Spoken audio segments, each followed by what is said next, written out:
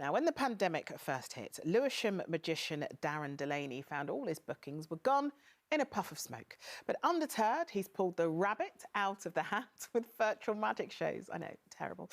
The advantage, he's now getting bookings far beyond London, entertaining audiences all over the world from the comfort of their living rooms. Martin Stew went to meet him. If I could predict the lottery, it might look something like this. His trick?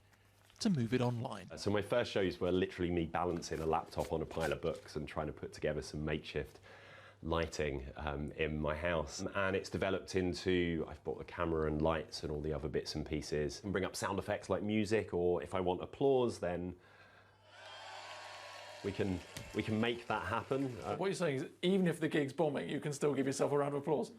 That's not what I'm saying. It's working. He carried out 3 times as many gigs in December as he would normally and has performed virtually in every continent bar Antarctica from his living room in Lewisham.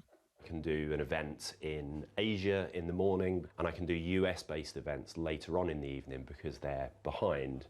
But there are some challenges. I wanted to show you a card trick, but clearly normally I'd have you pick a card, and I'm not allowed to come near you. I can't borrow something from the audience. I can't ask somebody to examine one of my props to show that there's no trickery going on. It's actually an empty box, Martin. Sorry to disappoint you, but you look very disappointed. I'll see if I can fix this for you. But something I have noticed on Zoom is certain things seem perhaps even more impressive. If I'm performing for somebody who's, say, in Los Angeles and I'm in London, if I read their mind, even though I'm thousands of miles away, it seems more impressive than if I'm in the same room as them. And you called out the 8 of... 8 of hearts. What do you know? Stop it. The Magic Circle says while some members like Darren have been able to adapt, many performers are still struggling. Any type of performance, I think, is seen better live. It's always going to be a better experience.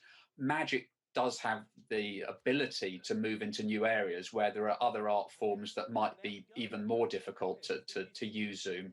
Simple game, noughts and crosses. Well, I think I'm going to have to go middle left, please. Darren insists there are no camera tricks. Bottom middle, please. Or digital deception. It's kind of a draw, isn't it? Not the most exciting outcome.